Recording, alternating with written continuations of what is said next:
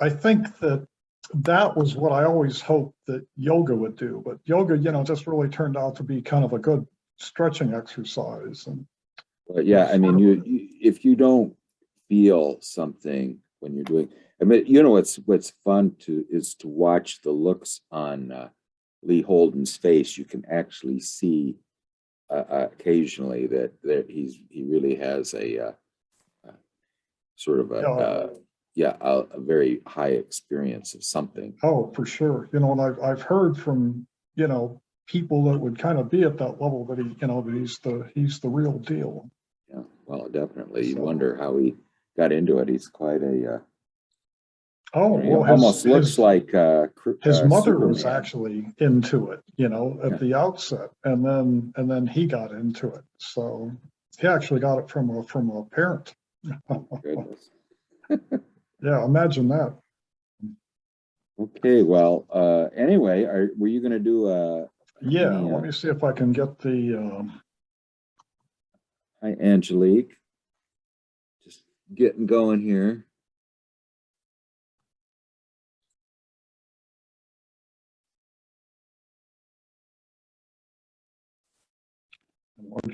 some. Oops. Well, that wasn't smart. Let me try that again.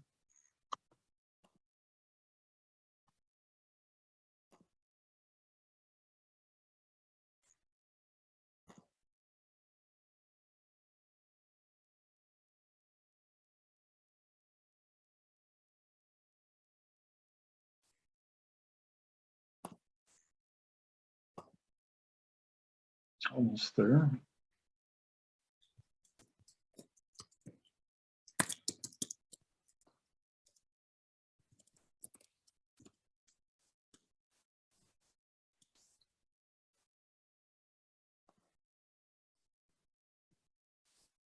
Okay, so this week, the archetype that we're looking at is justice within the tarot. So within the tarot, the earlier cards were in the realm of spirit, and we have now moved to the realm of equilibrium. So it's like in the tarot, not that this is of too much interest to us, that all the cards that we did before this would have been like on, one row, and they would have all been to do with spirit. Now we're like starting on the next row. And these are in the realm of equilibrium, and they call it that because it stands midway between heaven and earth. So man alone connects heaven and earth, and it's man who embodies the union of spirit and flesh. So to participate in our development in a more active way, the first figure that we must enlist is justice. One meaning of the word innocent is ignorance. Only ignorance imagines itself as guiltless. We all carry a double weight, the burden of our innocent ignorance and the heavy guilt that comes with each new bite from the apple of knowledge. The two pans of justice stand empty, ready to accept our human duality. Only to the extent that we accept our twofold nature will we be able to approach and understand justice. The ritual meaning of justice is golden sword as sacrifice. To sever the umbilical cord means to cut oneself free from all childish dependence. The sword represents the golden power of discrimination, which allows us to pierce through layers of confusion and false images to reveal a central truth. Justice holds the sword with the tip pointing heavenward. Solid and unwavering, it acts as the plumb line to keep her decisions true to the spirit. The scales she holds are connected by a horizontal rod emphasizing the earthly axis.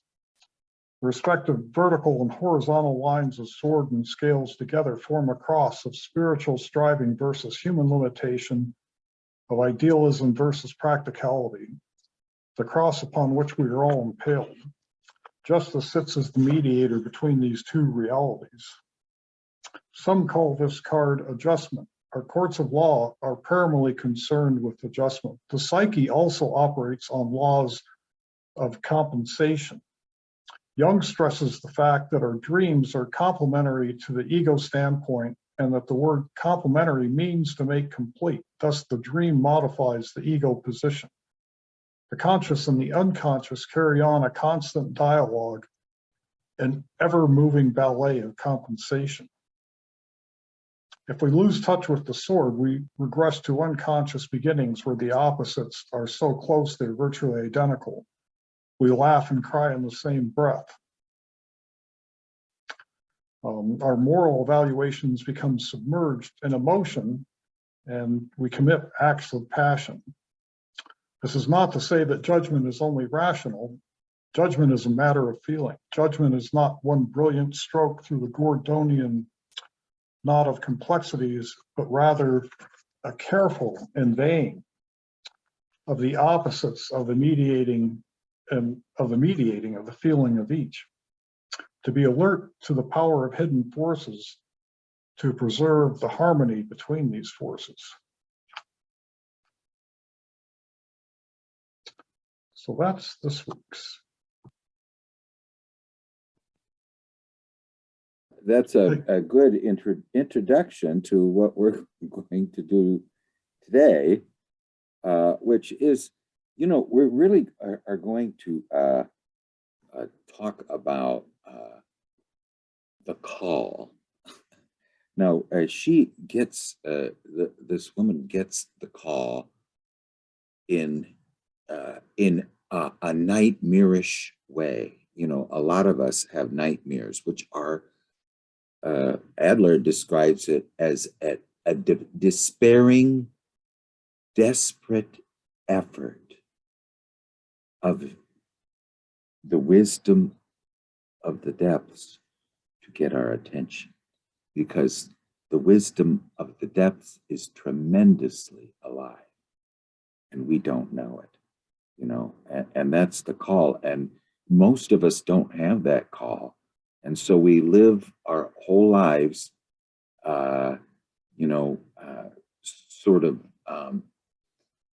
in this identifying with the superego, the conventionality of the collective consciousness. And at one time, at least, we had a organized religion, but we don't even have that now. But the idea is of the audiatur et altera pars. Now, Jung quoted this very often. Listen to both sides. Okay. So there is a call, and she definitely hears it. And in her case, she absolutely has no choice but to address it, because she's wandering between two worlds, one dead and the other powerless to be born. She's having these conscious emergencies, which absolutely require a response from herself. Now, two people, I just want to mention real quickly, a couple things. This is reminded me of what she is facing, of what we just learned in Vasilisa, of the mortar and the pestle. This aspect of the blackness of annihilation, of the no man's land, and is her rebirth, is her rebirth as a whole human being, not one that only listens to the conscious side and not to the tremendously alive inner world. Tremendously alive, and it's not you. Now, what does it want?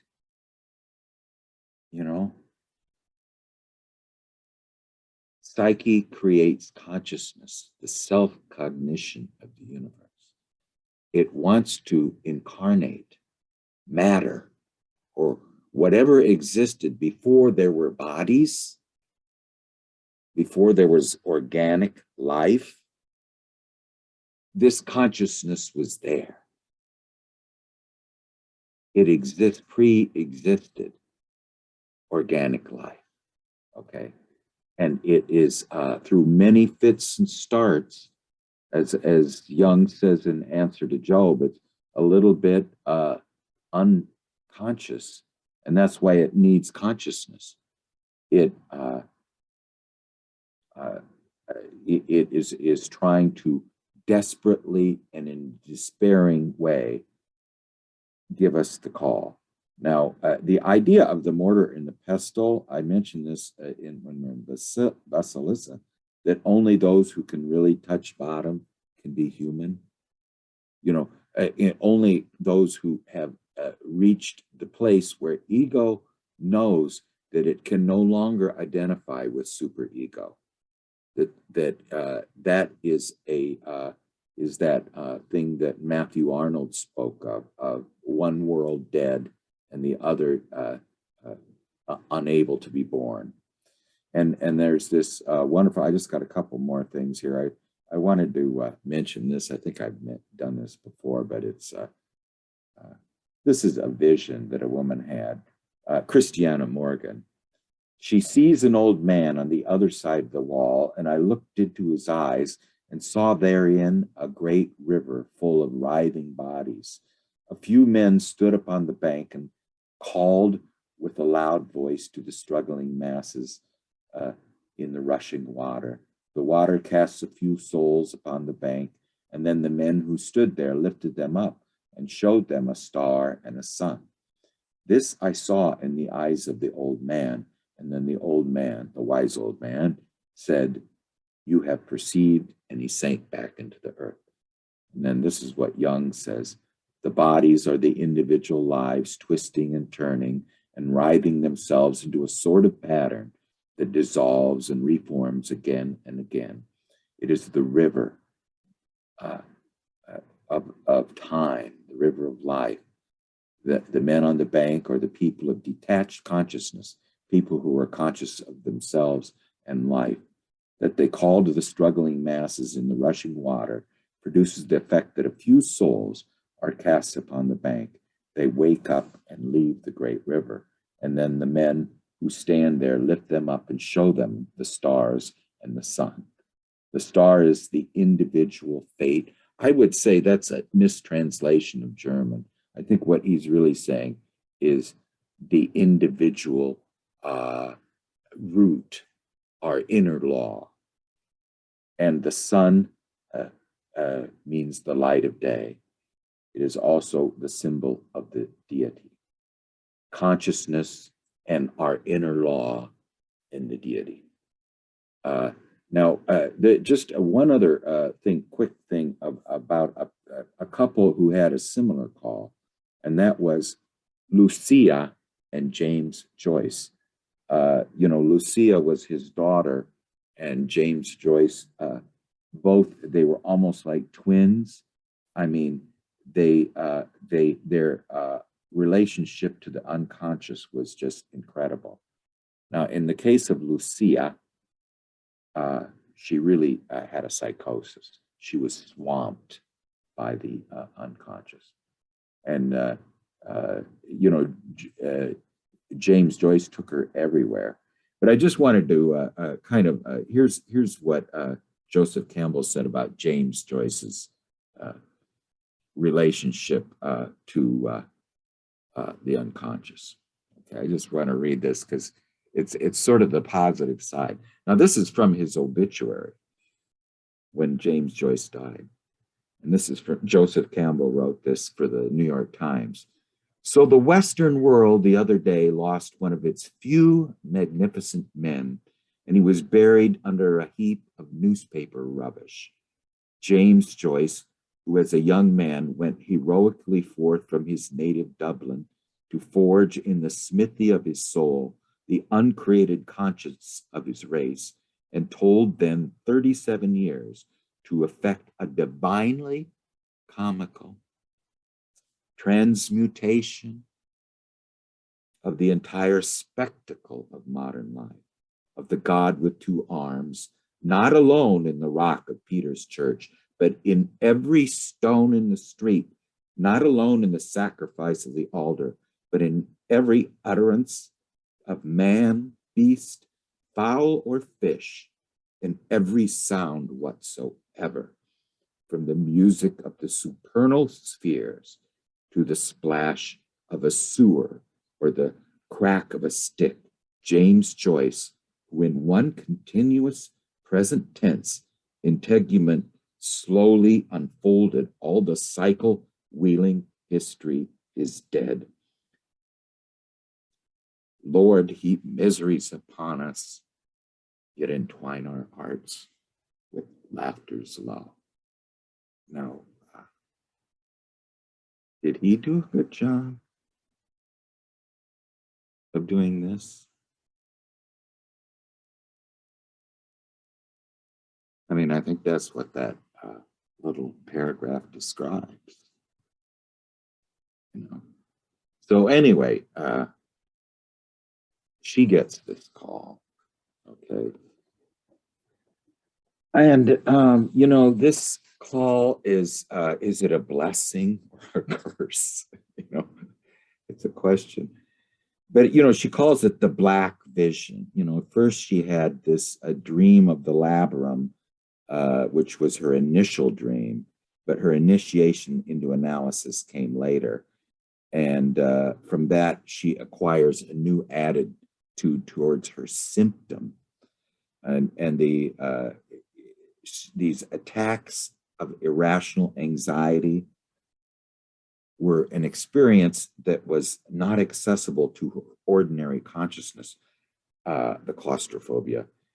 You know, which, you know, basically she was it was, you know, she was totally intellectual, totally rational, a thinking type, and she didn't know how to deal with irrational contents that were coming up. So in these attempts, it's what she did to affect it was to write a poem and a story. Now, she wrote these before her first analysis with Adler. And, you know, it was, she came there with those as sort of her defense. And it was her attempts at spontaneous imagination. She discovered the possibility of getting in touch with her unconscious, this thing that she could not relate to. There was no way of relating to this blackness and evoking a response from it. And in this way, she instinctively hit on doing active imagination. Now, active imagination can be a lot of things, but you know, just picking up the refractory brush, as Jung says. But you know what it really, I think, should be called. This is from Martin Rulandus in the Lexicon of Alchemy.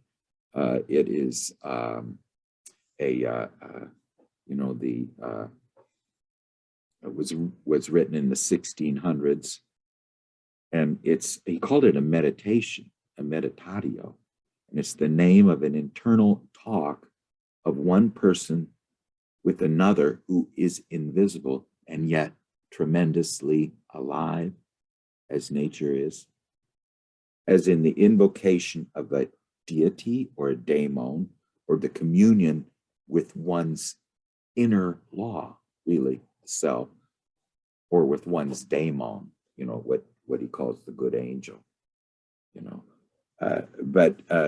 So now the process, this process of active imagination, the poem and the story are trying to narrow the gap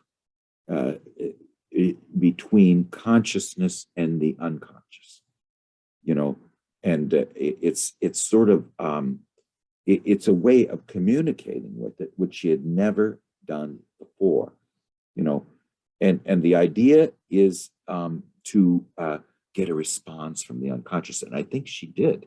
She got two very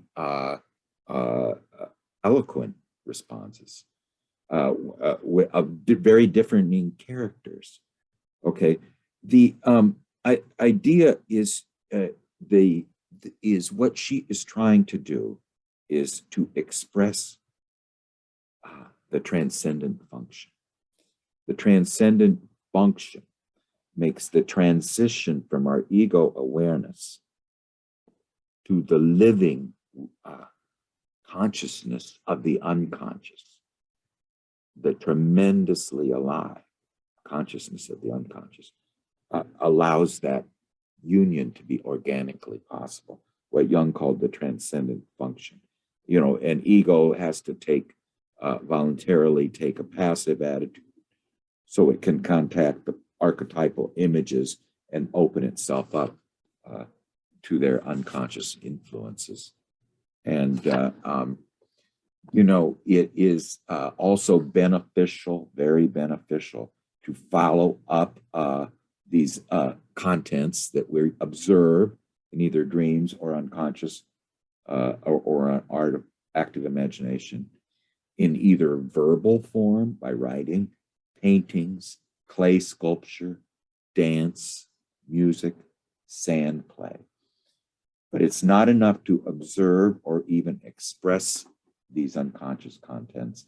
The work of integrating them into consciousness must be done through understanding. Okay, that's meaning.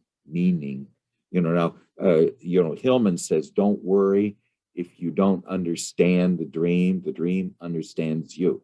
Okay, but the idea is that we must throw words at it, you know, amplify it with words somehow, you know, and it's not easy to do because you have to be able to think symbolically. And thinking symbolically means not to take any image literally. Nothing is literal in this world. Everything is amorphous, moving, metamorphizing. It needs to be looked at as an image of something that lies behind it, like every word is. Every word is an image of something that lies behind it. You know, and that's why language is really a living being too. Now this, she developed this spontaneous technique, and she called it the black vision because that was its content.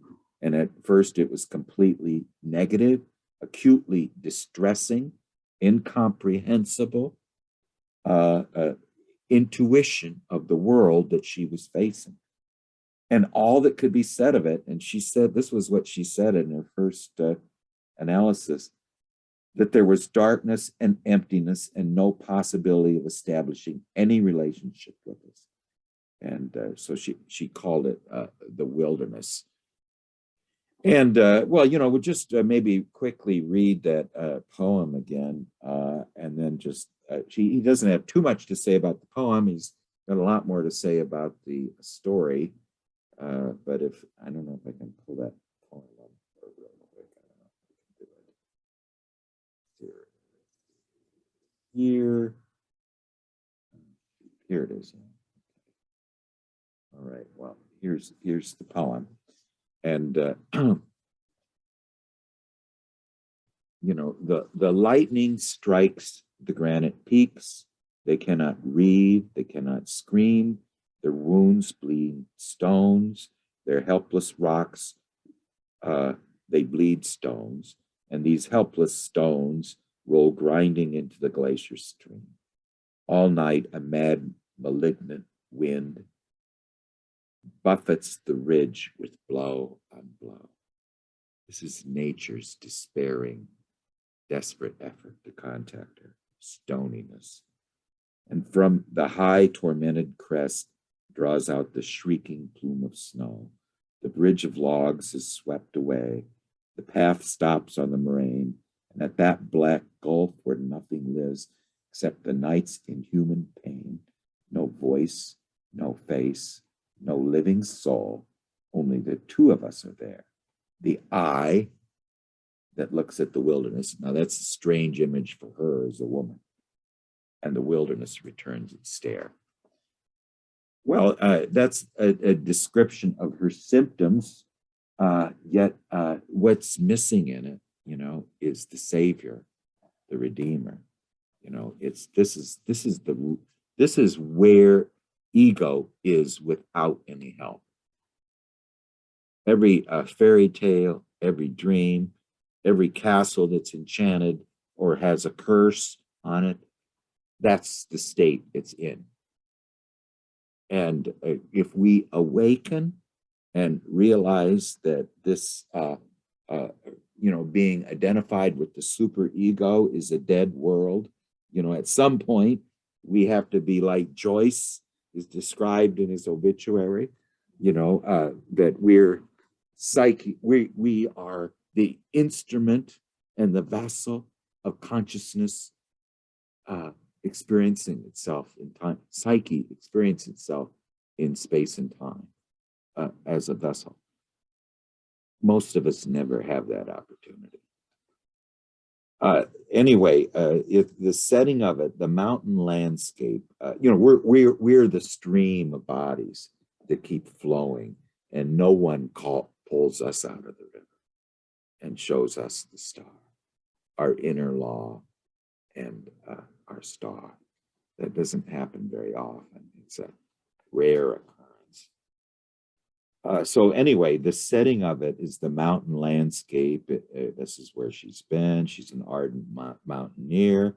The essential problem is this feeling of hostility, of being attacked, and at least for her ego, of being helpless in the face of it. Her stoniness.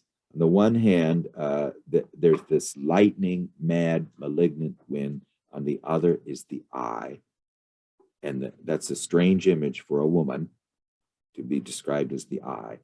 And there's no relationship between the two, no possibility of a relationship between the two. It's impossible. It's an impasse. There's no way forward.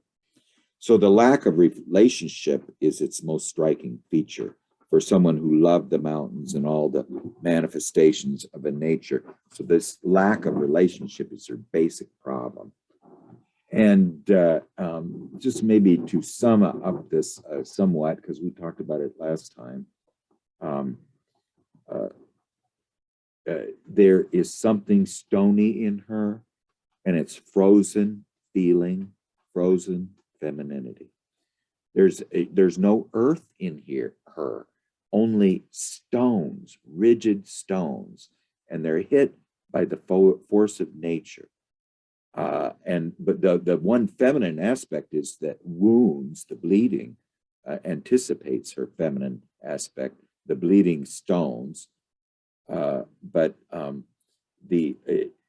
this nature is which is not it's not normally negative, is just pounding her. And so it's this unknowable, unrelatable to, anonymous, irresistible forces is attacking her thinking function and her identification with the patriarchal world and its superego, and the thinking function. And only at the end is described the wilderness, and it carries the projection of her unconscious images, which are repressed. So the archetypal energies are in their destructive aspect. They're opposed to the I, which is the experience of the suffering rocks, her unconscious earth side. So the I is experiencing the suffering of the rocks. So that's the one hopeful sign in this poem, that someone she is experiencing suffering. So now what is the force that's opposed to her? Nature, life, lived life, and the power of nature. And these all seem destructive to her because there's no relationship with it. And she reacts like a stone because she is a stone. And the wilderness has to beat against her. Again, here he says, in its desperate, despairing effort to penetrate her unawareness. Okay. Now the I is her consciousness, but it is a consciousness that can't understand and can't relate. It's he says here later, nature symbolizes to her the unrelatable mother archetype, which through the experiences of her personal mother has been constellated in a destructive aspect, which she has to altogether avoid. But at the same time, it carries the vital forces of psyche. Now, the eye, this strange image for a woman, symbolizes the father archetype, the spirit, thus showing her unconscious identification with her father, not her mother. But it's an identification which is sterile, overemphasized, and one-sided, and it leads to an overvaluing of rational consciousness and a submission to the patriarchal superego.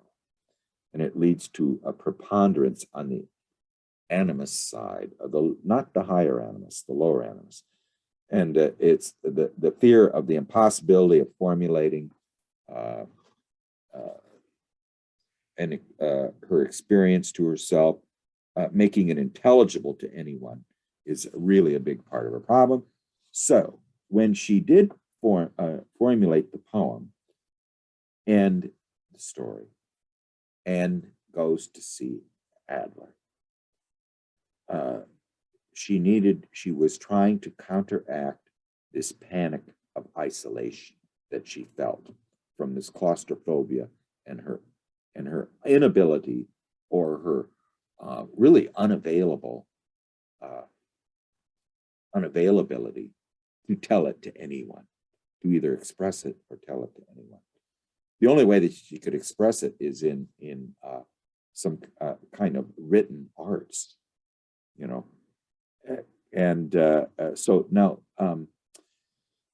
the knowledge, when she approached Peter Baines, and then he assigned her to Gerhard Adler, it brought to her, conveyed to her that she could discuss this with another human being. So reestablishing human contact and relationship after experiencing this great massa confusa, prima materia, negredo, depression. She, and the fact of talking about such an experience to someone who knows what you mean at once gave her a certain relief. Because Gerhard Adler, and I think most Jungians had, this is really something they experience themselves. Because to almost, and she says, the fact of talking about such an experience to someone who knows what kind of thing you mean at once gave me a feeling of relief, because to almost anyone else, you can't convey it at all. So she came with the expectation of finally being understood and helped by the magical powers of the analyst, the magical powers of the psyche, you know, the curing psyche, and he's the midwife, really. To be able to speak brings more, this is Adler, than her general relief of merely talking to somebody who understands her. It also awakened the feeling function in her, you know, her archaic, primordial, repressed side. Now, this discussion she was having with him was of the absolute core of her being. And it may have been the first time she was ever had a discussion like that with anybody. So it really did awaken the feeling function in her. And that was really a big aspect of the healing. Well, then here was the second part, and it's called, it's a very long story, so I can't really put slides up or anything, but it's called, I sort of summarized it, but it's called The Map of No Man's Land. Okay, there's a boy who lives in a village on the very high mountains. These mountains were thoroughly explored by chamois hunters and men looking for crystals. Now, you probably, I just had to look up chamois, you know, is, you know, this animal, this mountain goat with these strange hooked horns, you know, and then the crystal seekers. So it's been thoroughly explored, these mountains, these very high mountains. And they would go into all of the out of the way places. And the boys of the village would even go to the places they hadn't went to. So there was really nothing that hadn't been explored there and known about. And this boy likes to climb alone because of, in spite of his bad head for heights, he that because of and in spite of his bad head for heights, he liked to climb alone. And one day he tried a ridge, which was remote but not so high, but there was a fog on the way. So in the end, he wasn't really sure which ridge he'd actually climb. And there was nothing on it. It was very high, but dark, shattered rock and ice. And when he got to the top, he wanted to see the valley below. You know, that's the reward, getting to the top of the ridge. But when he got there was no valley on the other side. The visible world stopped. And beyond it, there was nothing but darkness and emptiness. I think, Tim, you had a vision similar to this in the boy, the darkness, and there was no connection between the two. There was no way of explaining it or understanding it.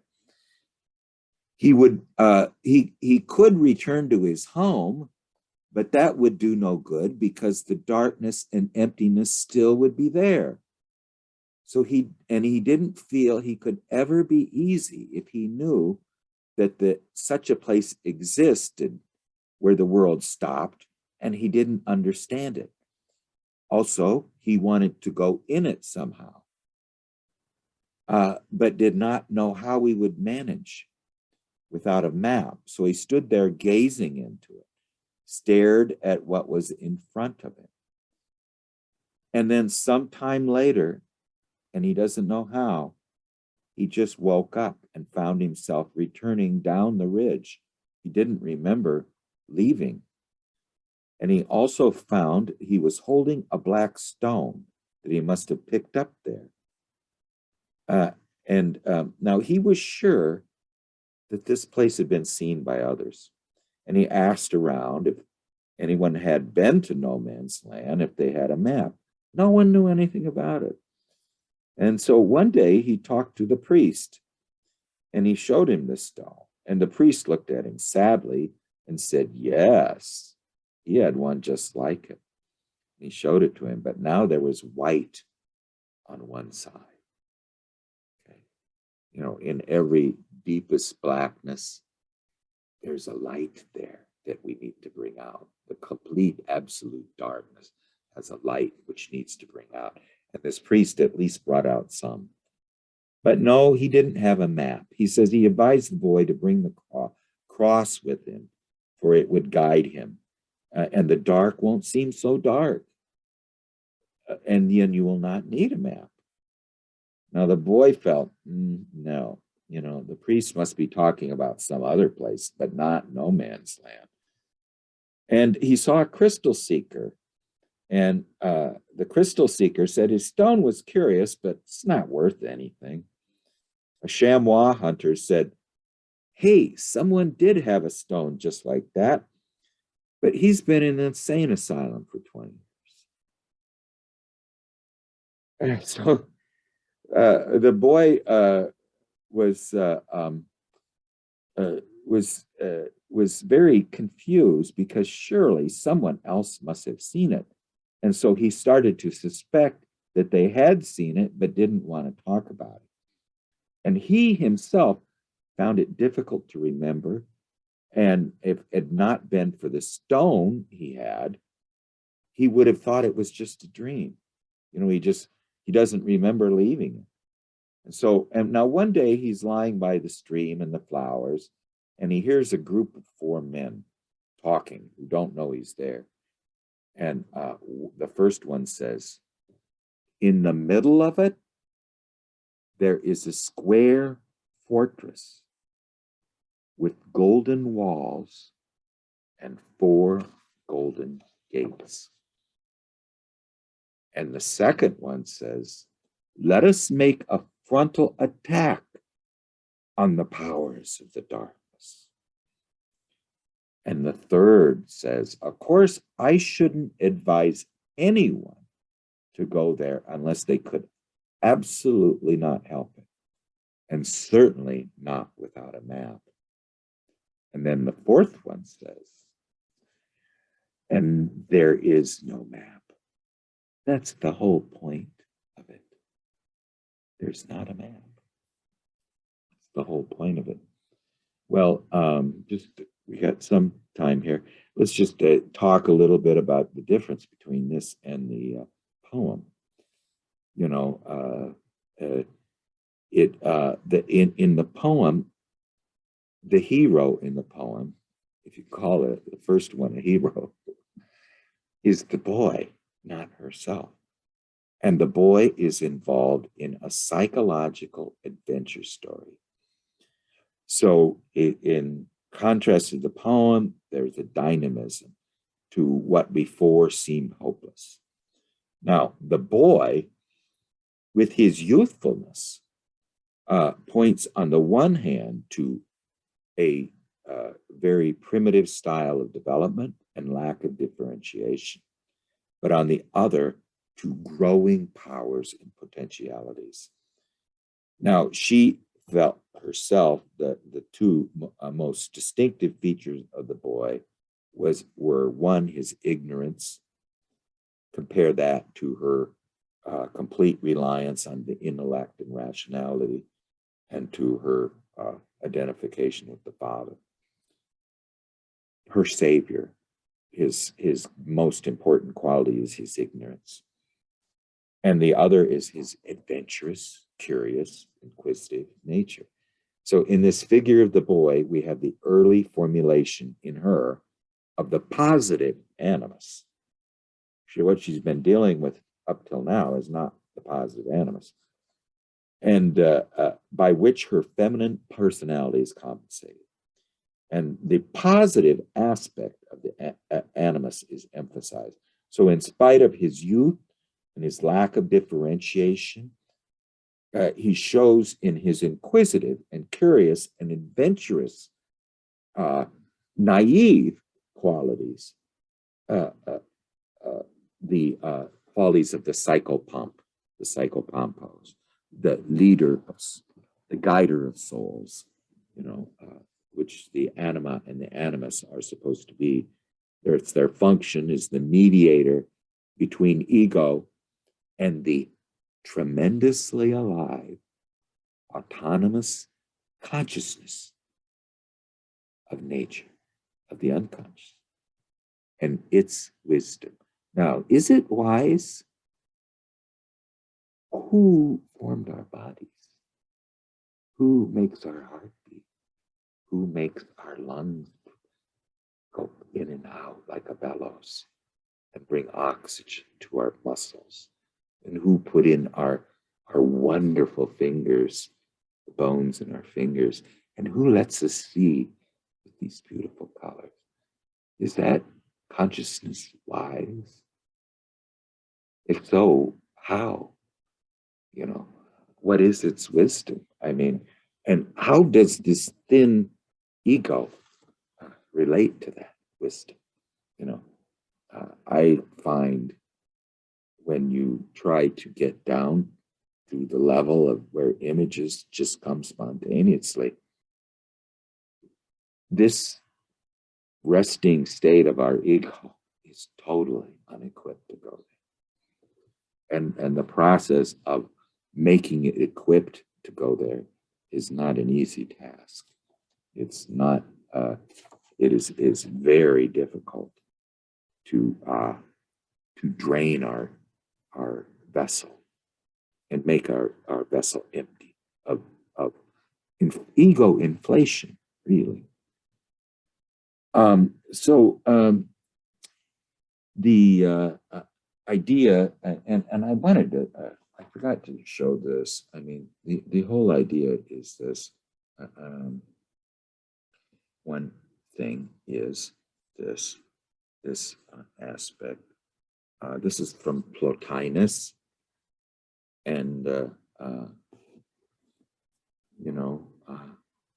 we are like a chorus grouped around a conductor who allow our attention to be distracted by the audience or what is occurring behind us. By the collective consciousness, by the superego, by identifying with that outer world. Now, it's only by turning back to the conductor, by the falcon hearing the falcon, turning back to the conductor, that we can sing as we should sing.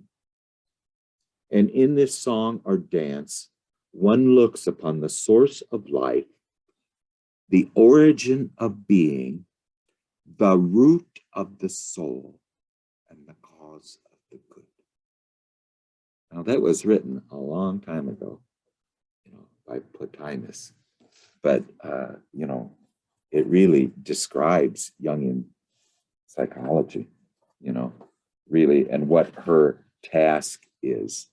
That this boy, the mediator between the ego and the tremendously alive, autonomous consciousness of nature and its wisdom. Now, when integrated, the animus can act as the positive logos. And as the positive logos, this boy, the one with the naive attitude that is compensating her overly rational, overly intellectual, overly masculine attitude, will bring her the principle of insight and of realization, structure, coherence, differentiation, and meaning. And this is what is really meant by feminine spirituality. And the idea of the boy not having any parental authority is exactly what she needs. She needs an animus who is not her boss. I mean, the idea of this is from von Franz, the only way, and this was from Vasilissa, and how many times did she have to, it took her a long, long time to become consciously feminine. And only when she was consciously feminine could she have a relationship with the animus, because the animus is not to be the boss of the feminine. It is to be its collaborator. And because of its somewhat authoritarian voice, sometimes the feminine feels unnecessary to submit to it. It should never submit. It needs to be open to it, but not submit. So the idea is that once you have become consciously feminine and you go forward in that respect, then you're ready for the animus. Now, this was interesting. I don't know how related it is, but I had this dream that there was this woman who wanted to be intimate with me, and so once we start to get intimate, she gets up and walks out of her body and sits over here. Now, that was the cynical, animus-possessed side of her. And what was left was conscious, whole femininity. I mean, it was just a stark, and the power of that feminine being that was left there, who possessed nothing over here, was complete eros, was the goddess of eros, or of love. Perhaps Aphrodite. Does she possess Angelique? The negative animus dominate her? I don't think so. Well, anyway, we'll finish up on the boy, her psychopomp, next time. There isn't too much left, but and then we'll start on the dreams. These are her initiation into into what before looked like a fall into insanity. And yet what we're going to find is her suffering her touching bottom is the mortar and pestle.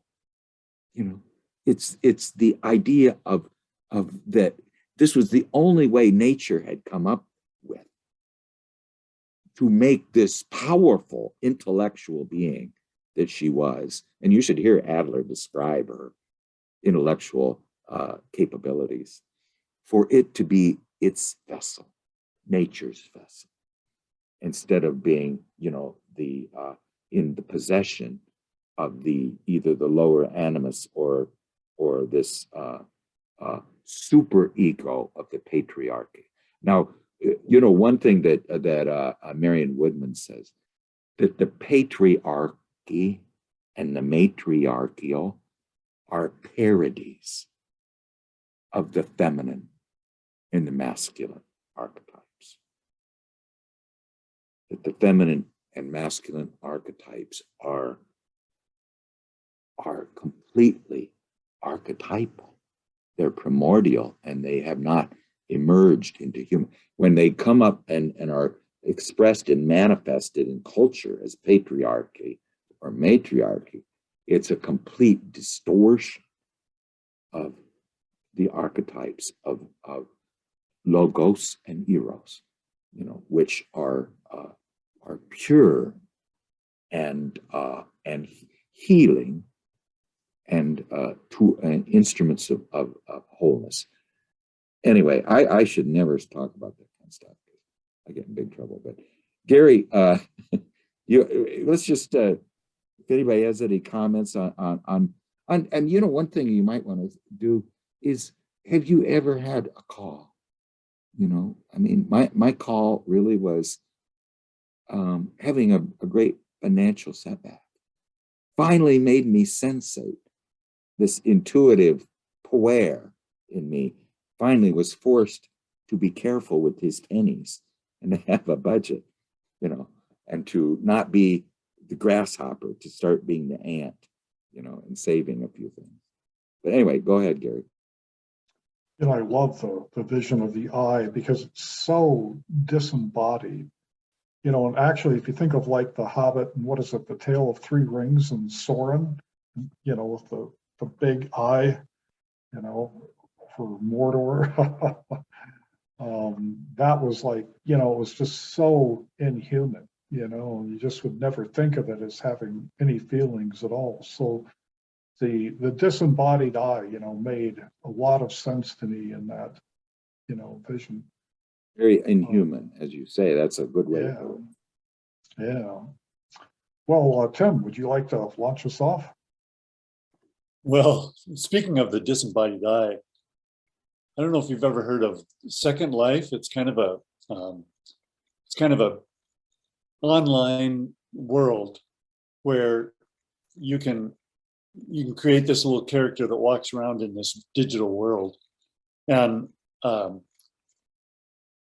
it gives me a chance to be a different kind of person. So I created this character that's a Black woman, and so I got to walk around in this world as a Black woman, and it really allowed me this you know, different perspective on things. But anyway, I was walking around on a beach one day, just looking at things, and this big eyeball came up, little short creature with a big eyeball and two little tiny legs. It's walking around, and in Second Life, when you see something like this, it's usually another person on some computer around the world somewhere. And so I went up and started having a conversation with this eyeball.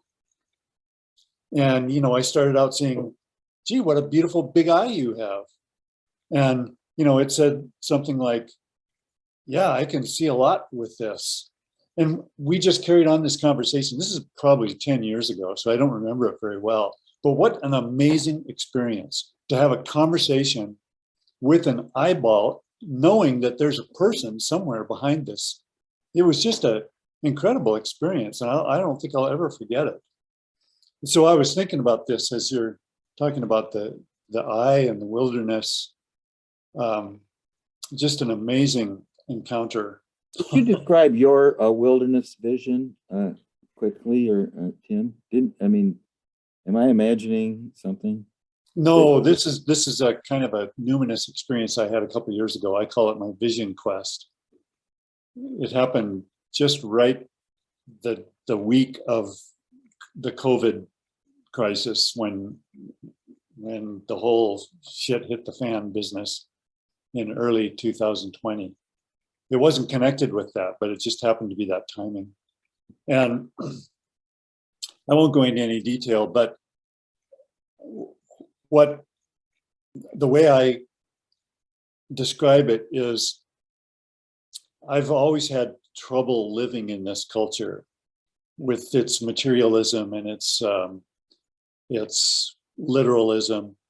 And what this experience was like for me was pulling up my address by the roots and carrying it out to the very edges of civilization, and declaring to myself that I didn't want to go over the border into the wilderness, but I wanted to be so close to the wilderness, still within the boundary of civilization, that I could operate in a certain degree in both arenas.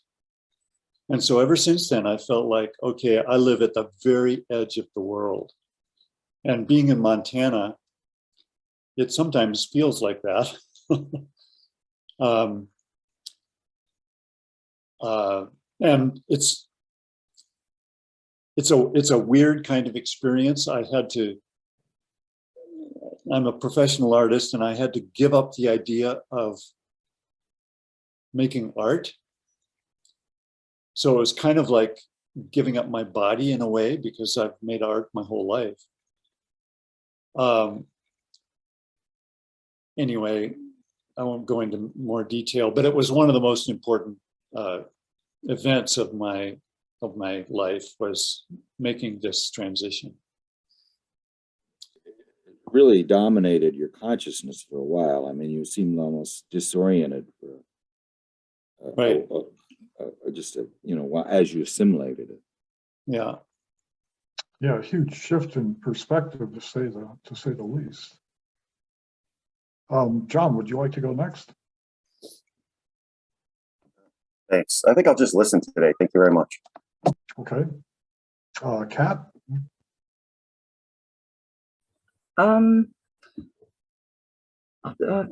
There's lots going on in my head, but the eye business, I remember when I was at work, I used to work in care, working with people with learning disabilities. I used to do the night shift.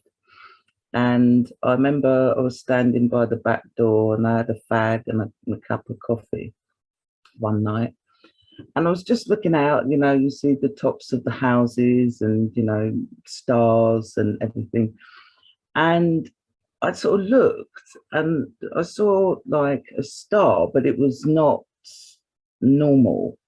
It was quite low down and whatever. But what happened was it started getting bigger, and it actually looked like an eye, and it actually sort of, like a security light. It sort of this light sort of shone down houses, sort of moved about like this. Then, because I was like really looking at it, then like the light sort of shone on me, and then sort of went zzz, zzz, zzz, and then it went gone again, completely gone. I thought, wow, that was really like interesting, in the fact of I'm observing something large observing me, and then just goes, it's just unexplainable. But so the reference to the eye made me obviously think of that. Then I think of Egypt and the symbolism with the eye of Horus and things like that. So yeah, that was very, you really don't know what's out there. The dreamer being dreamed, etc. So yeah, that's about it for me. Thank you. So that was a waking vision, Kat? Well, yeah, the thing is, I don't know whether they're visions or such, because they're so kind of Momentary. real, Yeah. It's that I'm in in a state of awareness as such. I'm experiencing these things as I'm talking to you now. So it's kind of like, what the hell? You know what I mean? As I said, I'm just outside having a fag, having a cup of coffee, 10 o'clock at night sort of thing. It's pretty kind of thing to me. Things like that have happened quite a bit, but to me, it's quite, I know they're not normal, but to me, they're kind of like, oh, okay, somebody's spying or whatever. That, I don't know what else to say. Great. I think the one thing you said is things like that happen quite a bit to you. I mean, you're, Oh, yes. I mean, it really is. I mean, you have something is going on right now, particularly the last couple of years, don't you think? Well, yeah. I mean, I guess I understand what you're saying. I don't kind of, I forget that, you know, some people haven't experienced it. I do forget that, and I apologize. It's, you know, it's kind of like, oh, okay. No, I wonder about those types of experiences. Like I can get them if I'm like, you know, kind of in a hypnagogic state, like just coming awake, you know, just right between the border of awake and sleep. But the tough part about these are, you know, they're just like dreams. They flip by, and it's just so easy to lose them. You know, they're just there and gone. And I think, you know, because we're so used to filtering out that type of thing, you know, that when it does happen, we don't tend to remember it. So you're lucky that, you know, you can generate them more on the fly and then remember it. But yeah, I don't know, you know, it'd be fun to try working with a few as if they were a dream, see if they lead anywhere, you know. No, Jung would never let any of those go by. I mean, he would immediately record them and then wrestle. You know what? It was like that one myth where you know, the winds had stopped, and you know that this girl, maybe you remember this, Angelique, where the girl says her father can tell them what God needs to be propitiated, and they held this guy until he told him which one, because he could change into any animals, you know, and so that's what he told Barbara Hannah, that whenever he has an image like that, he needed to grab hold of it and just force it to tell him why it's here. Why did it come? Yeah, great comment, Craig. Angelique?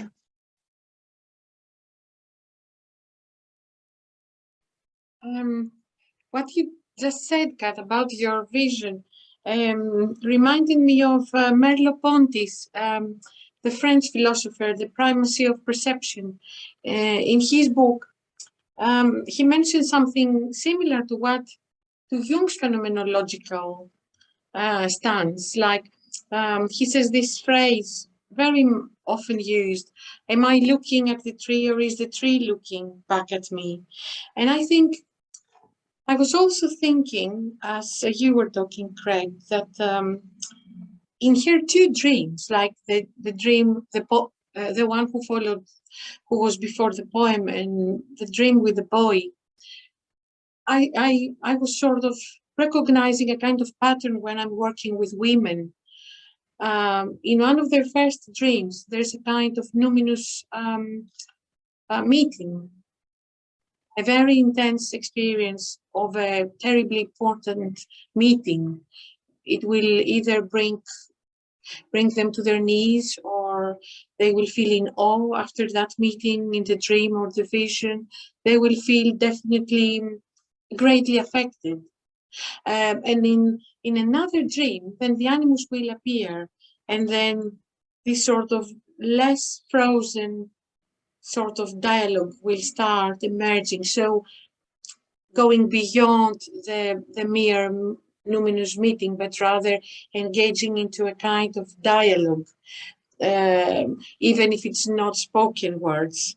So I think I experienced here two dreams. The first is the crash with the unconscious, but really it's the first looking at the stranger, the first looking into the abyss and looking into the otherness, that sort of, but it's very passive. There's a lot of inertia, as you said, Craig.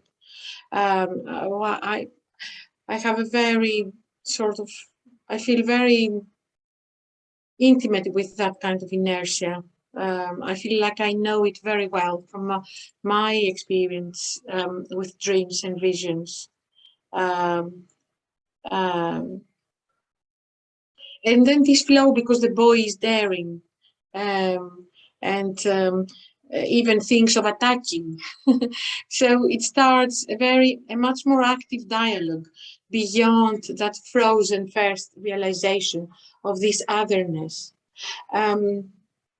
Yes, and also I was trying to send a painting, because you've mentioned Aphrodite, in which, because it's Mother's Day, one of the Facebook pages I follow and admire, they put a painting of Eros as a very young boy, getting extremely sensually intimate with his mother. But I can't, it transpires, I can't send images through the chat, so unfortunately I can't, I'll have to send it through the email. But there's an erotic embrace between Eros, her son, and Aphrodite. So that was interesting. I was reminded of this painting because of the dream you described of your anima, Craig, sort of moving away, but then part of her staying with you, but then some of her becoming more objectified and looking, taking a distance, which was again interesting. If she was Aphrodite, what would that mean? Yes, thank you.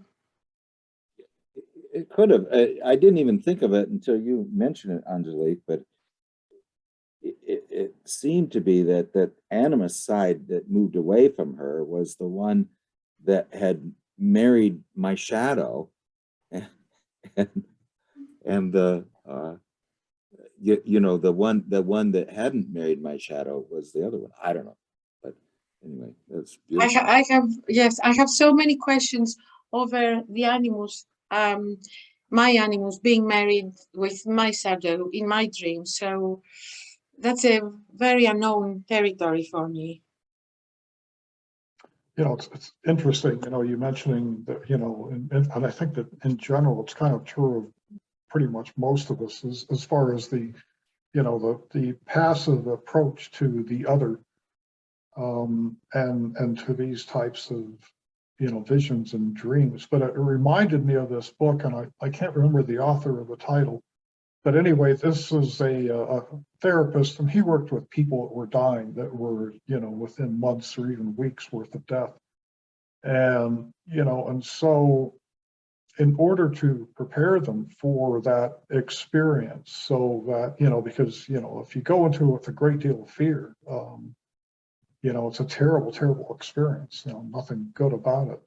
But what he would do is, you know, he would do some relaxation techniques, and then he would do this visualization where, you know, they get into a boat and they row out into like a middle of a lake, and then they stand up and they step off the boat and they go into the water.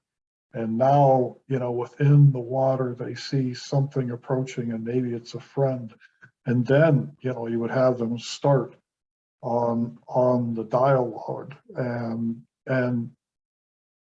you know, and these people would be just getting in contact with, you know, so many feelings and so much of things that, you know, that they just hadn't been conscious of before that. And, you know, so, and I think this is what the death doulas also do. You know, I think they do something similar to kind of, you know, help people prepare for that last stage. But, you know, I mean, with a group like this, I think one of the good things is that, you know, because we really do encourage active imagination and these types of things, that, you know, we have that chance to get beyond the passive and dealing with the other. And really work with it. Diane, I think that's you on iPhone. Is that right? You want to go next? Yes, so I'm still having technical difficulties. Are you having difficulty hearing me? No, you're okay. Okay. Is anyone having difficulty hearing me? If you do, let me know. So first of all, Craig, I want to say that I'm having a lot of technical difficulties, and I can't get into the email address you usually send to me. And I was wondering if at the end we could get off of recording and I could give you another email address. Can you say that again? I'm going to turn my volume up. I didn't exactly hear the question. Go ahead. One more time. I said I was wondering at the end if you could take the recording off and I could give you a different email address. Oh, yes, Because- definitely. Yeah, just a because second. Yeah. you Okay. Yeah, usually- I'm sorry. The one you usually use is not working. Okay, no problemo. Yeah, go ahead. Okay. I will do. Yeah. We'll do that, yeah. Yeah, So, okay. if let me know if you can hear me, because I don't want you to waste your time trying to hear me. If you can't, I'll take these earbuds off and get on my speaker on my iPhone. No, you're good. You're good. Okay. Yeah. Okay. Well, I'm a little bit confused about this cycle pump. First of all, I want to verify that what you're talking about, this young boy, this is a dream or a vision? It's a visionary story. Yeah, it is a story that she wrote, but it is one you know, like if someone told you to paint your back pain, you know, my back pain, it hurts. Well, could you paint what your back feels like? I mean, that's kind of what she's doing. She's trying to describe her symptom of claustrophobia in a story. And so is that boy like her, because he has claustrophobia too, right? A little bit, yeah. That fact that he has a bad head for heights is That's going why to come up. That's Yeah. why he's doing the mountain climbing. Yes. So See, I don't know if she's identifying with a boy or what. well, I would say this is the boy is actually going to be her redeemer. He's her savior, you know. So I you mean, refer to yeah. him as the cycle for Yeah, her. the psychopomp, the leader, he is going to be the fool who is going to lift her curse of being dissolve her identification with the father. He's going to take her out, you know, like the puer aeternus is trapped in the mother's womb. And what needs to happen is it needs to have a relationship with some feminine aspect in themselves who is not their mother. Okay. And so in this case, it had to be someone who had no parental authority over her. You know, Okay. if it say it was young, you know, young is going to be the one that finds the map. That would not have been the right animus for her. So this is her animus. So it is actually a living presence within her. You know, it is not her. So she can't really identify it with. If she would to be animus possessed, then she wouldn't be conscious. The animus in her would be conscious. That's the whole idea of being consciously feminine, and then having the animus not possess us, but be our collaborator. But anyway, I'm just could you what do you think? Well, What's your Well, opinion? I'm asking, the next question is the cycle pump usually the opposite in a woman, is it usually the masculine, the animus? Mhm. Is the psychopath usually the animus Well, it would And- usually, woman? the idea of the unconscious, that part of us that we're not conscious of, is usually compensatory. So if I am more conscious of my masculine side, then my unconscious will tend, the one who is the mediator will tend not to be my conscious side. It's going to be unconscious. So it's going to be that what I'm unconscious of, which is the feminine. So that's going to be my mediator to the unconscious. That would be like my, it works the same with functions. You know, my dominant function is intuition. So my bridge or my open door to the unconscious, you know, they always say this, is that you return, there's 4 rivers that flow out of the Garden of Eden, and you always return to oneness or wholeness by the river that was at your back when you left. Now that's a myth, but it really an old myth, I think out of the Zohar or something. But the idea is that the way that I get to the unconscious is through the sensate function and through the anima. Now, if you're more conscious of the feminine aspect of consciousness, I really say that we are yin and yang, and we have an equal amount of masculine and feminine within us. But we our go-to one, the one that we use over and over as our tool to cope in the world, is the one we're more conscious of.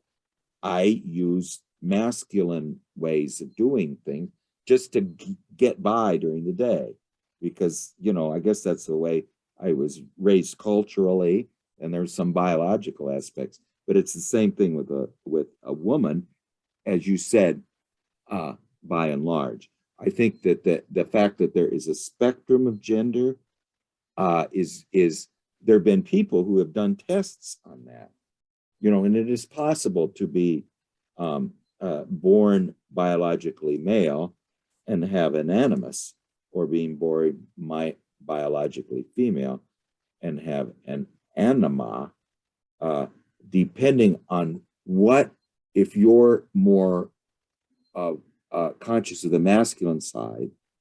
It's complicated, but we don't need to go into Well, I those understand exceptions. that, Yeah.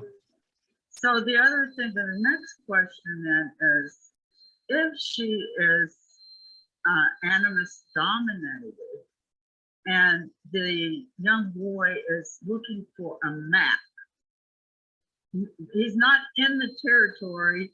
I don't know, but maybe he is in the territory, but he still wants a map.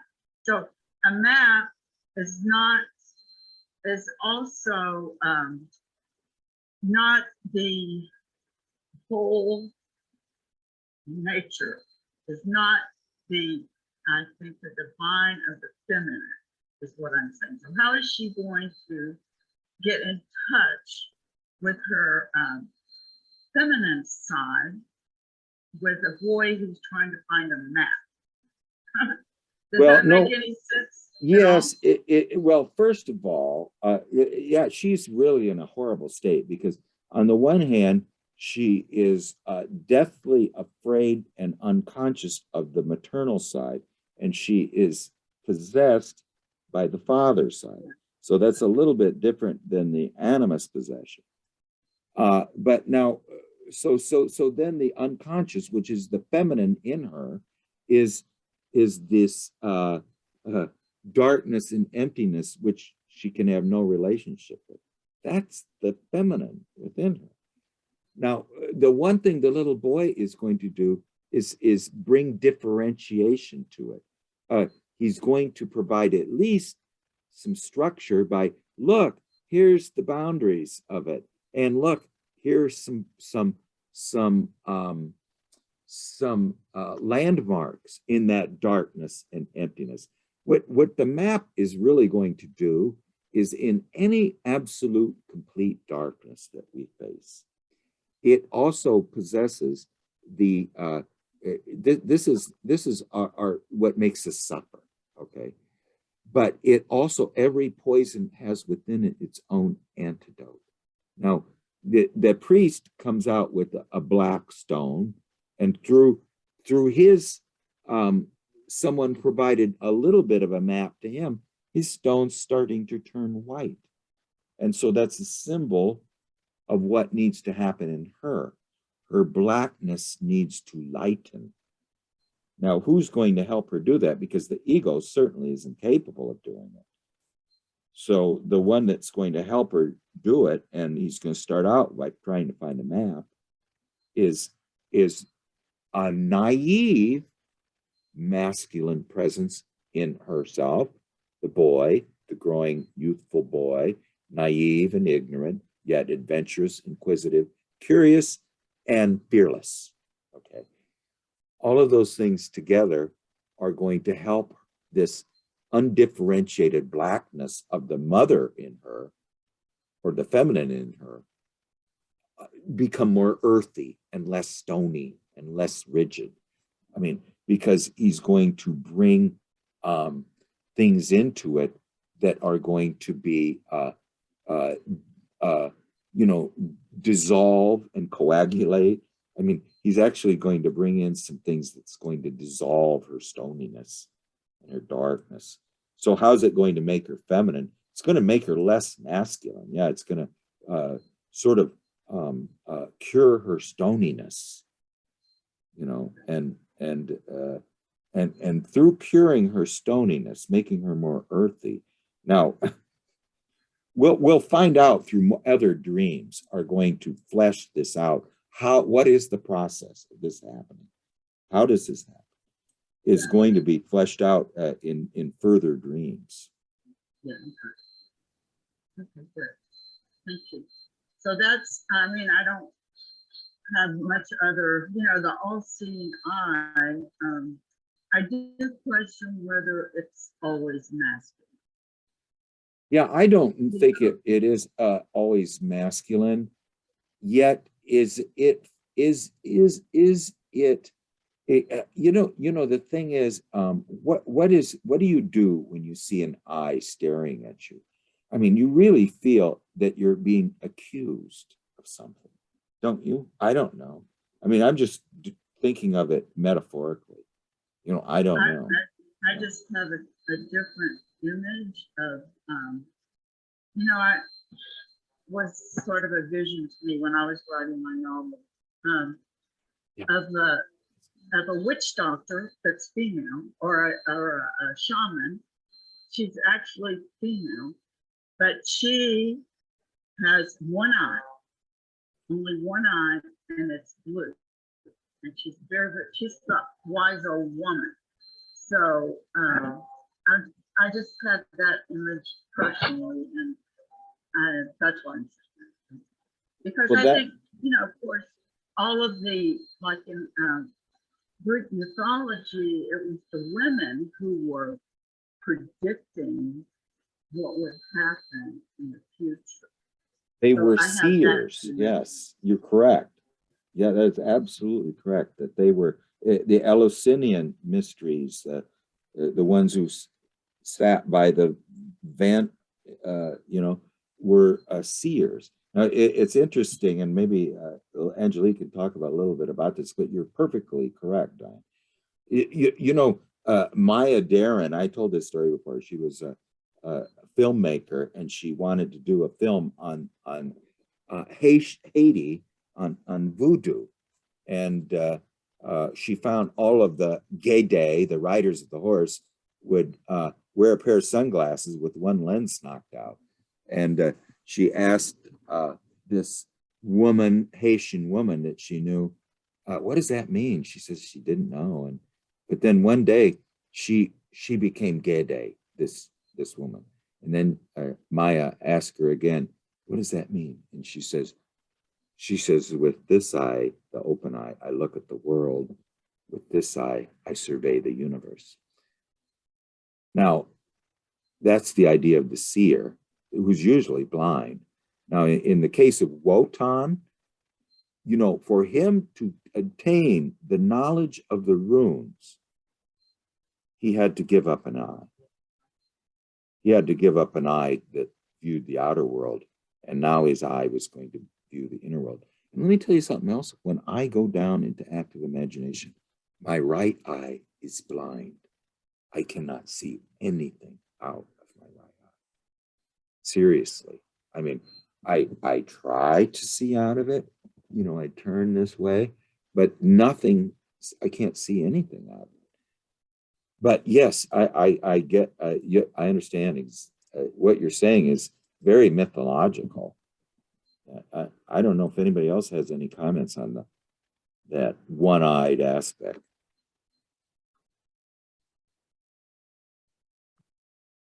Well, that's all I have to say for now. Okay. Thank you for letting All right. me share. Yeah, Or well, ask thank, questions, rather, I should say. I was Okay. asking a question. all right. Well, I would like you to tell us about your novel next time we do a thing too. So Eva, would you like to go next? Yes, I'm thinking about the domination of our rationality in all culture in some way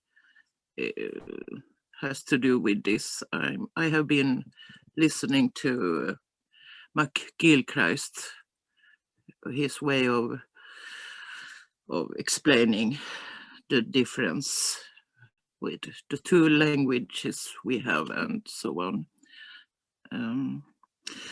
But about the book, I have been reading forward because I need to get the series of dreams, and I like to. I'm almost through the book and a little bit hesitating. I want to, and then I can go back again, I think. So. Who was it that explained one dream is just a little piece of a mosaic, and so on. Yeah, I think that Diane, yeah, that's what Diane is going to, and we're all going to find out, is it's that we've only had a couple pieces of the mosaic yet so far. Yes. Yeah. Yes, that's all. I don't have so much to all right. add. Thank you. Quendrin, I don't know if I've got that pronunciation. Just going to listen. Okay. Dahlia. Oh, yeah, Dahlia's here. Yeah. How's Dahlia doing? I was thinking, I know, about the wilderness and what does it mean or represent when it's like encountered in an inner world, as I understand, and the wilderness in the outer world as well. And I was thinking there's a movie called My Octopus Teacher. When did you? Yeah, that's a wonderful movie. When a man, he dives like in the ocean very deep every day and meets and finds a friend, like makes a relationship with an octopus, and yeah, it's so touching, and how you can see it, he changed through this. So I don't know, wilderness, that's what I made a connection with this movie while thinking about wilderness. And I was wondering also when he says like the eye looks to the wilderness, but it looks back, and how does it feel? I don't have that feeling that it's so scary or so, I don't know. I'm trying to explore how should it feel like when the wilderness looks back. And There's Well- another film, I saw that film too, Dahlia, and it's just very touching, like you said. But there's another story about two divers who helped a whale that was entangled in a net. Maybe some of you have seen it or heard of it. And when they got her untangled, she came back and looked at them with her big eye. Mm. And so that's, I guess, the eye of the feminine and the eye of the masculine, they look at each other, you know,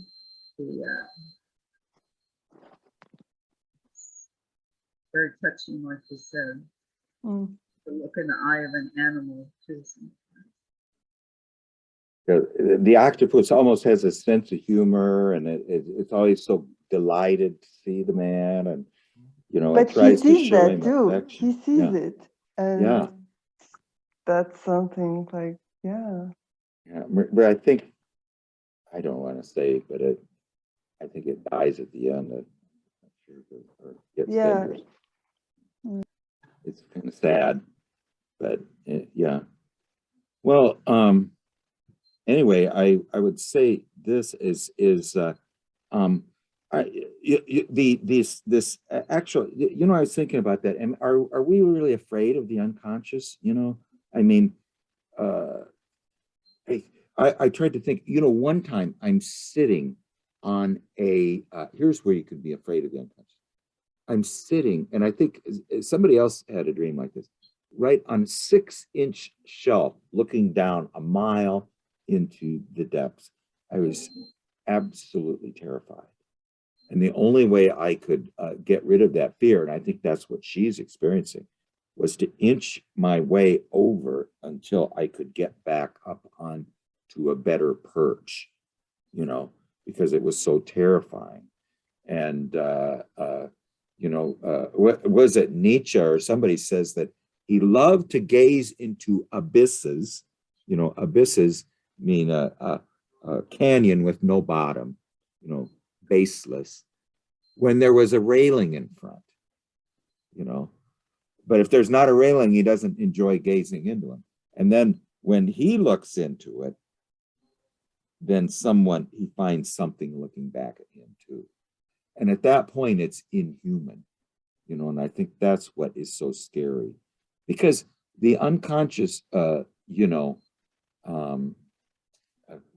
in its primordial state, say Sophia, when she first starts creating stromatolites and then worms and things, she's not very human then, you know.